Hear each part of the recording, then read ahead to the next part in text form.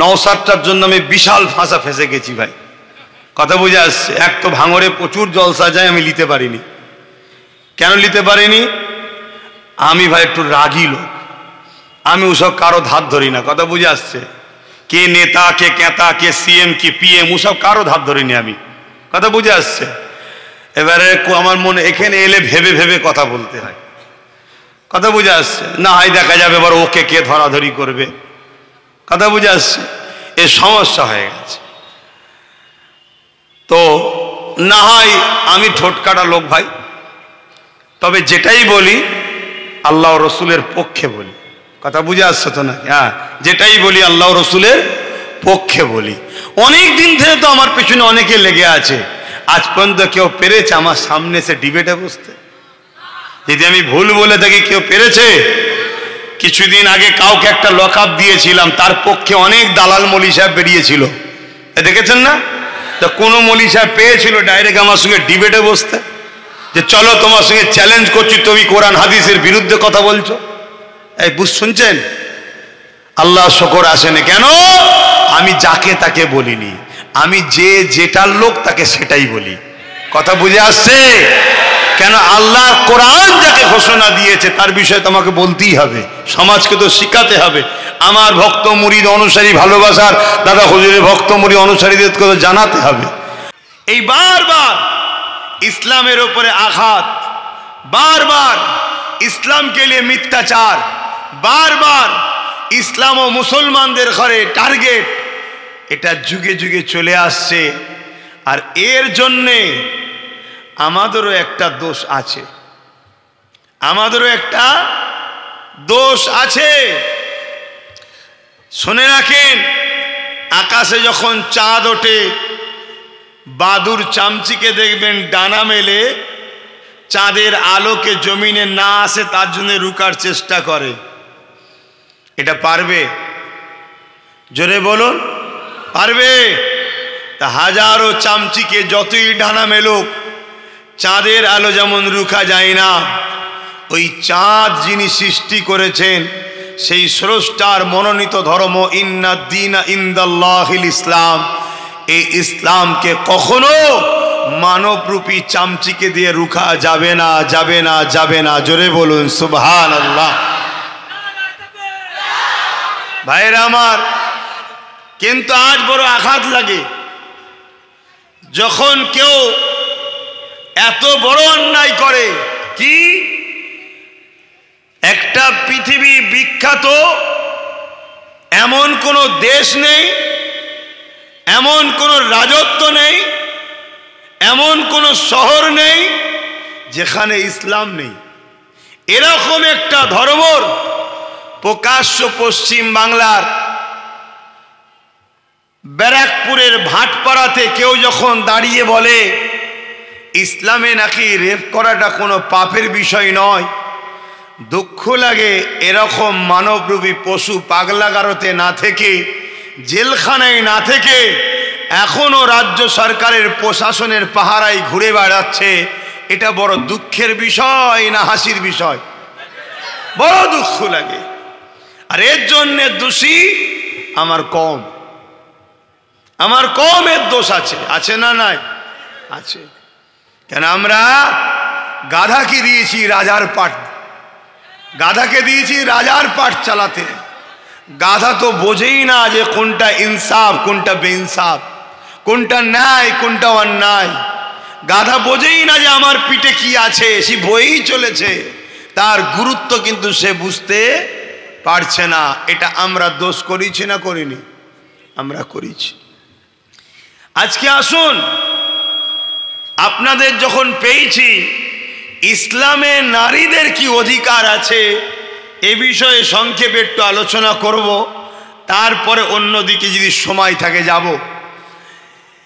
এবং আলোচনা করার আগে এই খোলা মঞ্চ থেকে এতগুলো সোশ্যাল মিডিয়ার মাধ্যমে এবং এতগুলো চোখের সামনে, এতগুলো কানের সামনে আশা রাখছি আইবিও রয়েছেন, তেনাদের সামনে ওপেন চ্যালেঞ্জ দিচ্ছি, দুনিয়ায় যদি কোনো মায়ের বেটা থাকো ইসলামের মোকাবেলায় আসো, যে ইসলাম নারীকে যে সম্মান দিয়েছে, তার মোকাবেলায় এসে বলো যে ইসলামের থেকে কেউ বেশি নারীকে মর্যাদা দিয়েছে।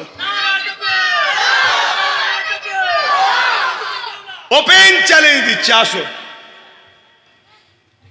আমি এতগুলো মাজমা সামনে বলছি, এতগুলো সোশ্যাল মিডিয়ায় লাখো কোটি লোকের কাছে মেসেজ যাবে, হুজ্জতি নয়, আনারি নয়, পাওয়ারের জোর দেখিয়ে নয়, বাস্তবতার সাথে, শিক্ষার সাথে, কিতাবের সাথে, জ্ঞানের সাথে, মানবতার সাথে চ্যালেঞ্জে আসো।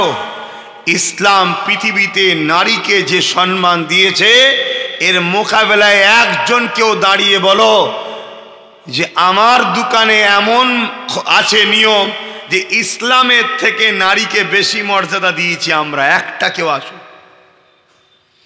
যখন বাপ ঢিল ছুঁড়েছ, পাটকেল তো খেতেই লাগে নাকি?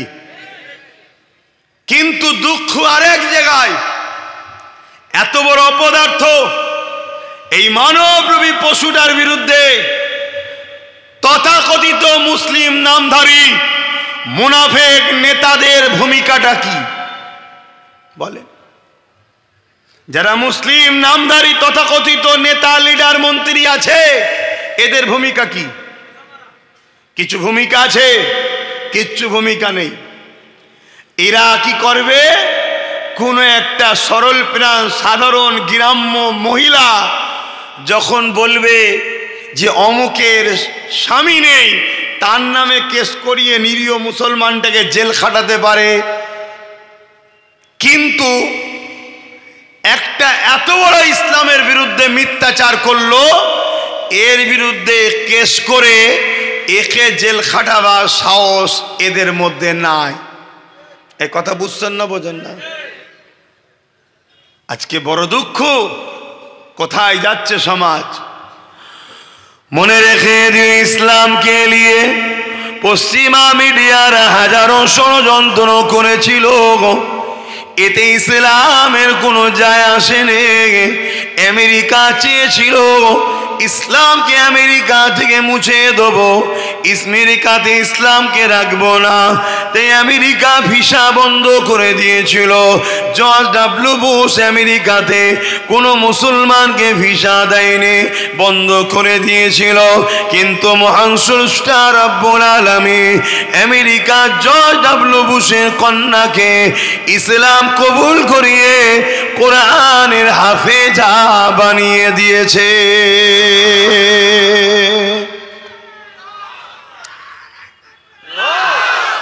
এ নওজওয়ানেরা, যুগে যুগে ইসলামের বিরুদ্ধে অনেক ষড়যন্ত্র হয়েছে, যুগে যুগে ইসলামকে মিটাবার অনেক চেষ্টা হয়েছে। কিন্তু মনে রাখবেন, প্রকাশ্য মাথা তখন চারা দেয় যখন মুসলিম ঘরে একদল মুনাফিক সন্তানেরা, মুসলিম ধর্মের সেজে একদল বেঈমানেরা, তারা ওই প্রকাশ্য দুশ্মনদের সাথ দিয়েছে, তখন তারা মাথা প্রকাশ্য চারা দিয়েছে। আজকেও প্রকাশ্য এরা মাথা চারা দিচ্ছে। কেন? মুসলমান ঘরে একদল মুসলিম ছেলে, নামধারী মুসলমান, যারা মূলত বেঈমানের খাতায় নাম লিখে দিয়ে এই ইসলাম বিদ্বেষী দিয়াকে প্রকাশ্য সহযোগিতা করছে। এই জন্য এরা সাহস পেয়ে গেছে। তাই আজকে শুনতে হচ্ছে ইসলামের আখি রেপ করাটা কোনো পাপ নয়। এ যুবকেরা, ইসলামে কেউ যদি রেপ করে, তার জন্য শাস্তি হলো অর্ধেক গলা পর্যন্ত পুঁতে দিয়ে তাকে পাথর মেরে মেরে মেরে মেরে তাকে হত্যা করে দিতে হবে। কিন্তু আমরা কি দেখছি? আমার দেশেতে প্রতিদিন পেপার খুললে একটা না একটা বেটি রেপ হয়ে যাচ্ছে।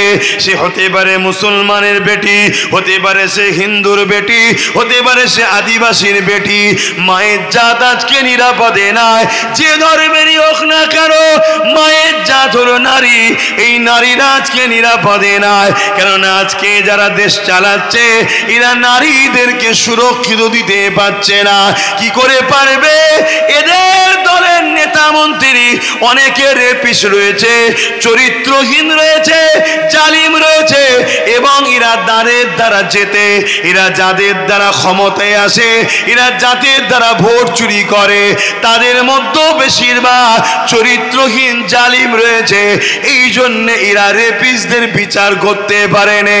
কিন্তু ইসলাম বলছে রেপিসদের একটাই শাস্তি, তাকে মৃত্যুদণ্ড দিয়ে দাও, তাকে দুনিয়ায় বাঁচার অধিকার নাই। কেন? যে মায়ের যাতে সম্মান করতে পারে না, ওই মানবরূপী পশুর বাঁচার কোনো অধিকার নাই।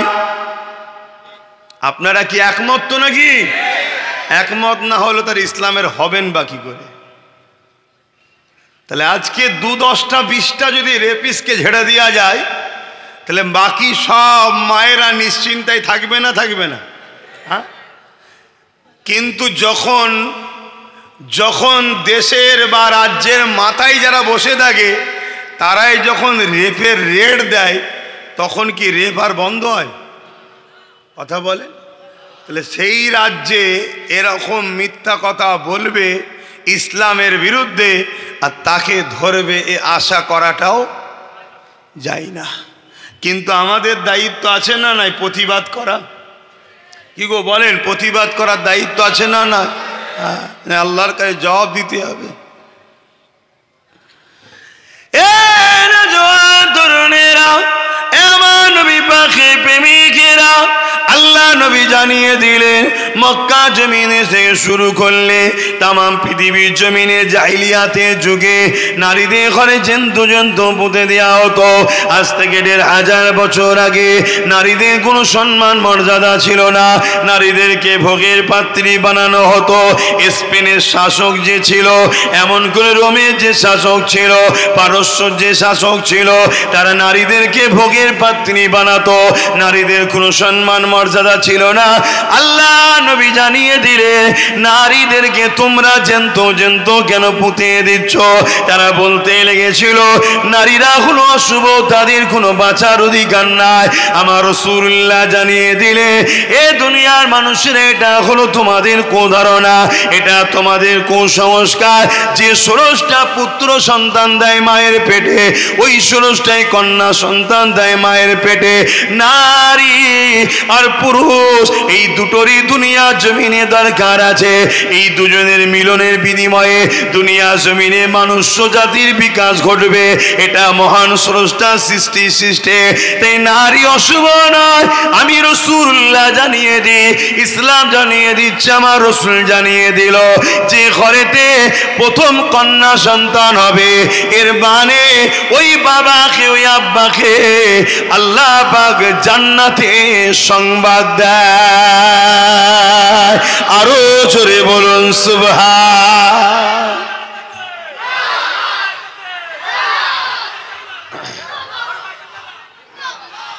আজ ভেবে দেখুন, 1450 বছর আগে আমার নবী নারীদের মর্যাদার কথা শিখিয়েছে।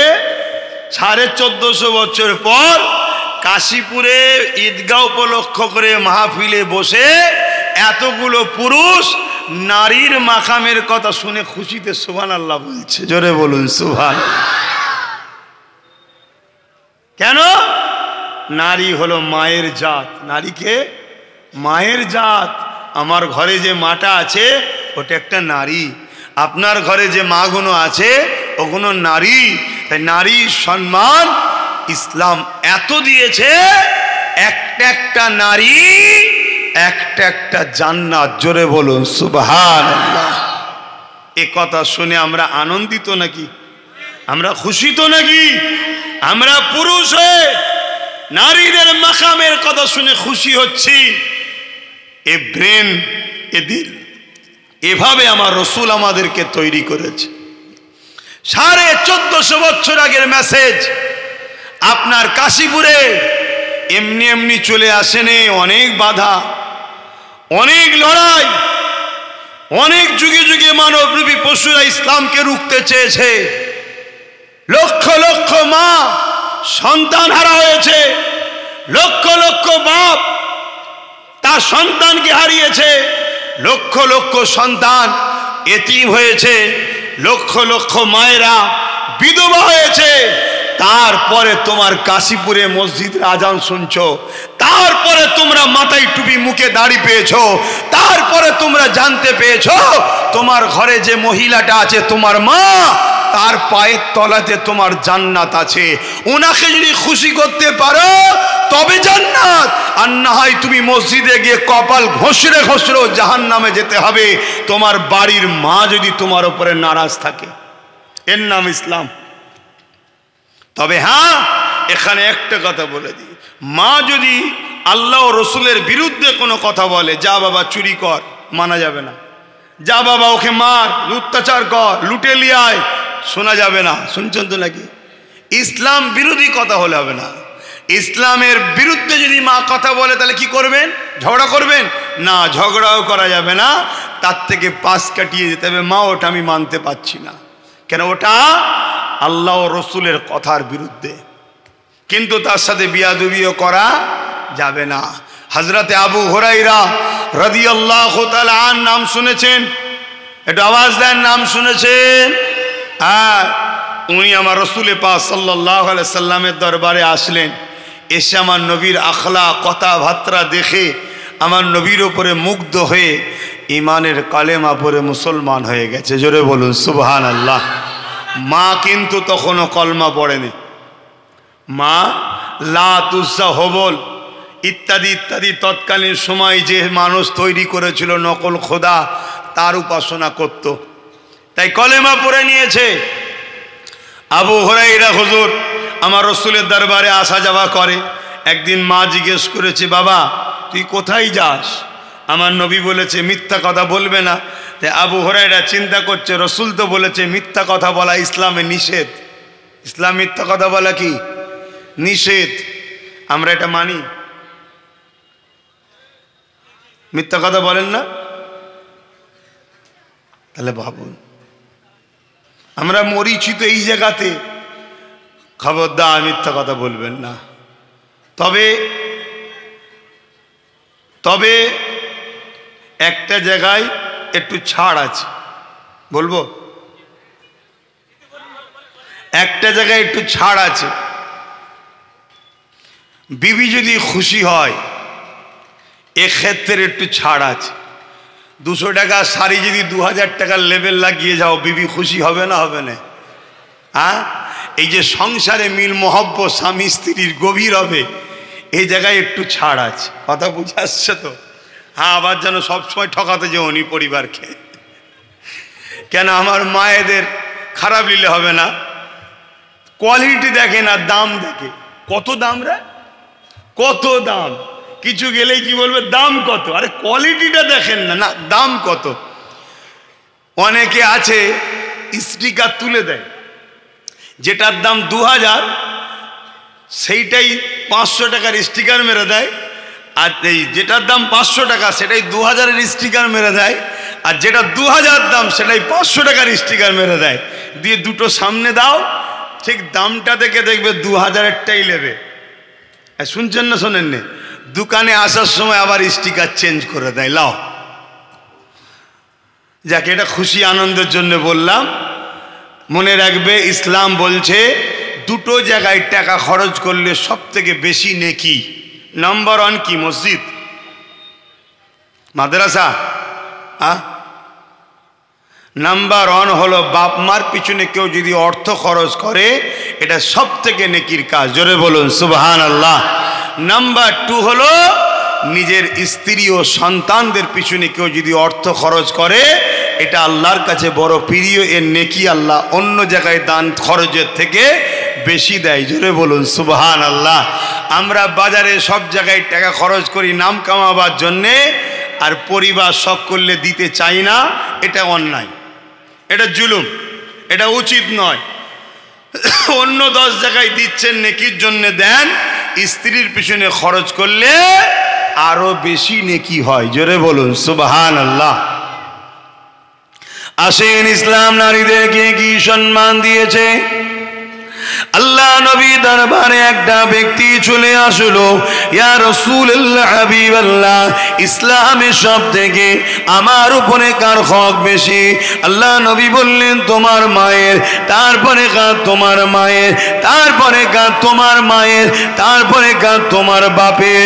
এ যুবকেরা, তরুণেরা, বাপেরা, আল্লাহ নবী মায়ের জাত নারীদের হক 3 গুণ দিয়েছে, পুরুষের তারপরে দিয়েছে। তাহলে নারীদের সম্মান ইসলাম কত দিয়েছে? এ যুবকেরা, তরুণেরা, আল্লাহ নবী আরো জানিয়ে দিলে কোন বাপের যদি 1টা 2টো 3টে পর পর 3টে কন্যা সন্তান হয়, ওই বাপ যদি 3টে কন্যা সন্তানকে লালন পালন করে বিবাহটা দিয়ে দিতে পারে, ওই 3 কন্যার বাবা আর আমি রাসূলুল্লাহ, আল্লাহ নবী 2টো আঙুলকে তুলে দেখিয়েছে যেমন পাশাপাশি রয়েছে, এই 3 কন্যার বাবা আর আমি রাসূলুল্লাহ আল্লাহর জান্নাতে পাশাপাশি থাকিব। আরো জোরে বলুন সুবহান। তাহলে নারীর মর্যাদা কত!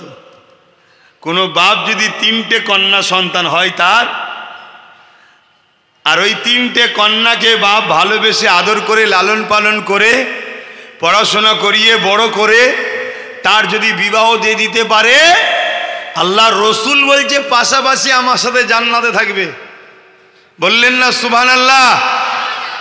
তাহলে সেই নারীকে ইসলাম কখনো অপমান অপদস্থ করতে পারে না। আর যে নারীকে অপমান অপদস্থ করে আর সে ইসলামের মধ্যে থাকতেও পারে না। অতএব বাপ, কিন্তু আমার মায়ের জাতেদের বলবো, নিজের সন্তানদের ঘরে 3টে শিক্ষা অবশ্যই দেবেন। আল্লাহ রসুল বলেছেন প্রত্যেকটা মা বাপের দায়িত্ব সন্তানকে 3টে শিক্ষা দেওয়া। নাম্বার 1 নবীর প্রেম, নাম্বার 2 আহলে রসুলদের প্রেম, নাম্বার 3 কোরআনের শিক্ষা। এই 3 শিক্ষা দেওয়ার পর আপনি আপনার বাচ্চাকে জিনার লাইনে পড়ান, ডাক্তার বানান, উকিল বানান, ডিএম বানান, আইএস বানান, আইপিএস বানান, পুলিশ বানান, জজ বানান, নেতা বানান, যা খুশি বানান। এই 3 শিক্ষা যদি থাকে, আপনার ছেলে কখনো জালিম হবে না, চরিত্রহীন হবে না, ঘুষখোর হবে না, কখনো জালিম হতে পারে না। কেন? যার দিলে রসুলের মহব্বত থাকে, তার মধ্যে ঈমান আছে। ঈমানদার কখনো জালিম হতে পারে না, আর জালিম কখনো ঈমানদার হতে পারে না। এটা মাথার মধ্যে ঢুকে লাও। যে জুলুম করে তার নাম যদি আব্দুর রহমান, আব্দুল খাদেক, আব্দুল সত্তার, আব্দুল্লাহ যাই হোক না কেন, হয়তো মুসলিম ঘরে জন্মও নিয়েছে, কিন্তু মনে রেখে দেবে জালিম কখনো মুসলমান ঈমানদার হতে পারে না, আর ঈমানদার কখনো জালিম হতে, জোরে বলেন, হতে পারে না। ইসলাম জুলুমকে মিটাবার নাম, ইসলাম জুলুম মিটাবার নাম, জুলুম করার নাম ইসলাম নয়। তাহলে আজকে যারা জুলুম করবে, সে যদি মুসলিম দাবিদার হয়, সে যদি নামাজিও পড়ে, হাজিও পড়ে, হজও করে, রোজাদারও হয়, জেনে রেখে দিও ইসলাম থেকে বেরিয়ে গেছে। এর সঙ্গে ইসলামের কোনো কানেকশন নেই, কোনো সম্পর্ক নেই। কেন? ইসলাম কারো বাপের মন গড়া ধর্ম নয়। ইসলাম আমিনা লালের কথা মতো চলতে হবে। জোরে বলুন সুবহানাল্লাহ। আমার নবী পাক সাল্লাল্লাহু আলাইহি ওয়াসাল্লাম এই দুনিয়ার বুক থেকে জুলুমকে মিটিয়েছে, সন্ত্রাসকে মিটিয়েছে, হিংসাকে মিটিয়েছে, দাঙ্গাকে মিটিয়েছে, অত্যাচারকে মিটিয়েছে, দাসত্ব প্রথাকে বন্ধ করেছে, মানুষকে আজাদ করিয়েছে। এই কাজ করতে গিয়ে আল্লাহ নবীকে কত জুলুমের শিকার হতে হয়েছে। এমনও দিন গেছে আল্লাহ নবী পাহাড়ে মাসকে মাস পাহাড়ে থাকতে হয়েছে। সোশ্যাল বয়কট করেছে আমার নবীকে, পাহাড়ে চলে গেছে, ওখানে গিয়ে গাছের পাতা ফল মূল খেয়ে জীবন লালন পালন করে, আর রাত্রিরে গোপনে গোপনে এসে মানুষকে ইনসাফের কথা শিখায়, ন্যায়ের কথা শিখায়, মানবতার কথা শিখায়, জুলুমের বিরুদ্ধে থাকার কথা বলে। আজ যদি কোনো মুসলিম দাবি করে জুলুম করে, সে কখনো মুসলমান হতে, জোরে বলুন, পারে না। মনে রাখবেন, আমার রাসূল পাক সাল্লাল্লাহু আলাইহি ওয়াসাল্লাম তিনি এই জুলুমের বিরুদ্ধে কথা বলার দরুন তৎকালীন সময় যারা শাসক ছিল, আবু জেহেল, উতবা, সাইবা, আবু লাহাব, উমাইয়া, এরা আমার রাসূল পাক সাল্লাল্লাহু আলাইহি সাল্লামের জন্য কুয়া পর্যন্ত খুঁড়েছে। আমার নবীকে ওই কুয়াতে ফেলে মাটি চাপা দিয়ে মেরে দেবে, কিন্তু আল্লাহর মর্জি, আবু জেহেলই ওই কুয়ার মধ্যে এসে পড়ে গেছে, কেউ তুলতে পারছে না। যত রশি বাড়ায় সেই কম পড়ে যায়। আমার রাসূল পাক সাল্লাল্লাহু আলাইহি সাল্লামকে ডাকা হলো। আল্লাহ নবী বললেন, চাচা এখানে কুয়ায় কি ব্যাপার, কি ব্যাপার এখানে? না, আমি তোমাকে ফেলার জন্য কুয়া করেছিলাম, আমি পড়ে গেছি। আল্লাহ নবীকে আবু জেহেল বলতে লেগেছে, আমাকে উঠাও এখান থেকে, আমি তোমার কথা মেনে নেব, আমাকে উঠাও। আল্লাহ নবী হাত বাড়ালেন, আবু জেহেল হাত পেয়ে গেল, আল্লাহ নবী টেনে তুললেন। উঠার পরে যতজন মানুষ ছিল সবাই রাসূলুল্লাহর হাতে হাত দিয়ে কলেমা বলল, কিন্তু আবু জেহেল বলল, মুহাম্মদ তুমি কত বড় জাদুকর, নাউজুবিল্লাহ। কেন? কপাল ফাটা, পরিবর্তন হলো না।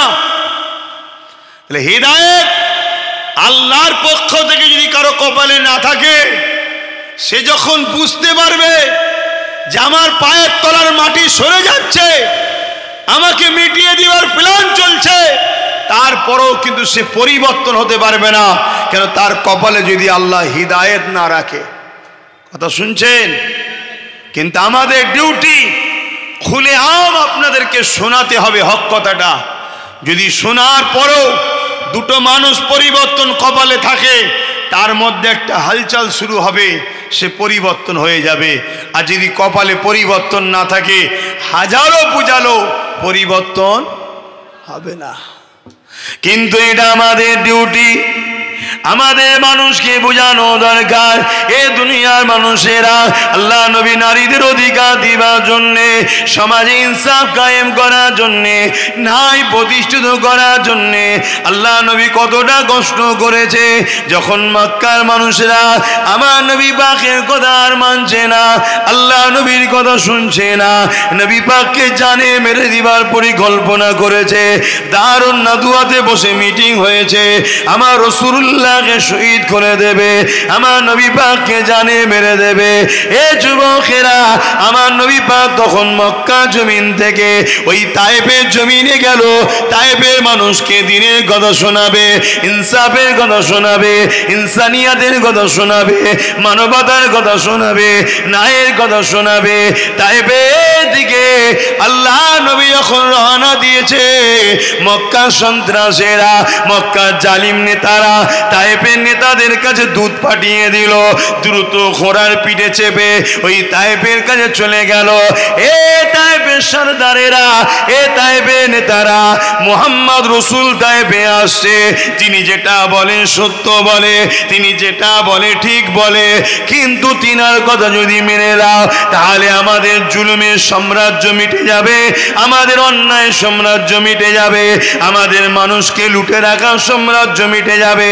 মানুষের মধ্যে আমরা আতঙ্ক তৈরি করে রেখেছি, মানুষ আমাদের কৃতদাসী রয়েছে। মুহাম্মদ রাসূল মানুষকে দাসত্ব প্রথা থেকে আজাদ করতে এসেছে। আজকেও যেমন অনেক মানুষ আছে, অনেক মানুষ আছে আজকে অনেক জায়গায় যেতে ভয় করে। আব্বাস সিদ্দিকী আসছে, না বাবা যাবনি, কোথায় এলাকায় কেউ দেখে ফেললে যদি পরে ঘর ভেঙে দেয়, যদি পরে মারে।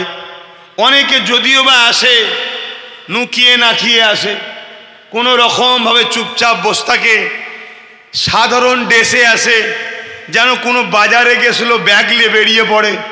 এভাবে নুকিয়ে নাকিয়ে, এই যে মানুষ পরাধীন, এটা মানুষ আজাদ নয়, মানুষ স্বাধীন নয়, মানুষ পরাধীন। আজকের দিনও মানুষকে যারা পরাধীন করে রেখেছে, এরা আজকের আবু জেহেল, এরা আজকের উদবা, এরা আজকের সাইবা, এরা আজকের নমরুদ, এরা আজকের ফেরাউন। এদের বিরুদ্ধে লড়াই করা আমাদের জন্য ইসলাম শরিয়াতে ফরজ হয়েছে, করতেই হবে। করে মানুষকে আজাদ করতে হবে, মানুষকে বাঁচাতে হবে, মানুষকে স্বাধীন দিতে হবে। এর নামও ইসলাম। জোরে বলুন সুবহানাল্লাহ। মানুষ মনে করে ইসলাম শুধু দাড়ি টুপি নামাজ রোজা মসজিদ মাদ্রাসা না, ইসলাম একটা কমপ্লিট জীবন ব্যবস্থার নাম। ইসলাম একটা কমপ্লিট জীবন ব্যবস্থার নাম। বাজারে গেছো, একটা অসহায় গরিবের দোকানদারের ওপরে কেউ তুলা তুলছে বা জুলুম করছে, তুমি যদি ইসলামের অনুসারী হও, তোমার দিন তোমায় কি বলছে শোনো। যে ওই গরিব দোকানদারের ওপরে জুলুম করছে, যারা জালিম, তাদের বিরুদ্ধে তোমাকে গরিব দোকানদারের পাশে দাঁড়িয়ে লড়তে হবে। যদি ওই গরিব দোকানদারের সঙ্গে তোমার রক্তের সম্পর্ক নেই তো কি হয়েছে, ধর্মেরও সম্পর্ক যদি না থাকে, সে যদি অন্য ধর্মের দোকানদারও হয়, হিন্দু হোক, আদিবাসী হোক, সাঁওতাল হোক, সে মানুষ, তার উপরে জুলুম হচ্ছে, তার পাশে দাঁড়িয়ে জালিমের বিরুদ্ধে ঝাঁপিয়ে পড়ার নাম হলো ইসলাম। জোরে বলুন সুবহানাল্লাহ। মনে রাখবে, তুমি যদি এই অসহায়ের পাশে দাঁড়িয়ে মজলুমের সাথ দাও, কিয়ামতের দিনে আমার আল্লাহ তোমার সাথ দেবে, ওয়াদা করেছে। জোরে বলুন সুবহানাল্লাহ। এ বিষয়ে একটা ছোট্ট কথা বলি, প্রায় বলেছি, আজও বলছি। প্রচণ্ড এক যুবক ছেলেকে কিয়ামতের দিন আল্লাহ পাক উঠাবে, তার হিসাব নিবার জন্য তাকে ডাকবে, দাও হিসাব দাও, কি করেছো বলো। বান্দা ওই সময় কাঁদতে কাঁদতে বলবে, ও রব্বি আল্লাহ, বা দুনিয়া জমিনে আমি কোনো ভালো কাজ করিনি, দুনিয়া জমিনে আমি অন্যায় করেছি, দুনিয়া জমিনে আমি ভুল কাজ করেছি, দুনিয়া জমিনে আমি পাপাচার করেছি। মনে রাখবেন, অন্যায় দুই ধরনের হয়, একটা হলো নিজের ক্ষতি, আর একটা হলো ধর্মের ক্ষতি। একটা হলো নিজের ক্ষতি, আর একটা হলো ধর্মের ক্ষতি। কেউ যদি নিজের ক্ষতি করে, আল্লাহ পাকের কাছে তওবা করলে আল্লাহ পাক তার মাফ করে দেবে। কিন্তু কেউ যদি ইসলামের ক্ষতি করে, আল্লাহ পাকের কাছে কাঁদলো, তওবা করলে মাফ হবে না, কেননা সে ইসলামের ক্ষতি করেছে। তাকে কলেমায় রদ্দ গোপন পড়ে নতুন করে ইসলামে আসতে হবে।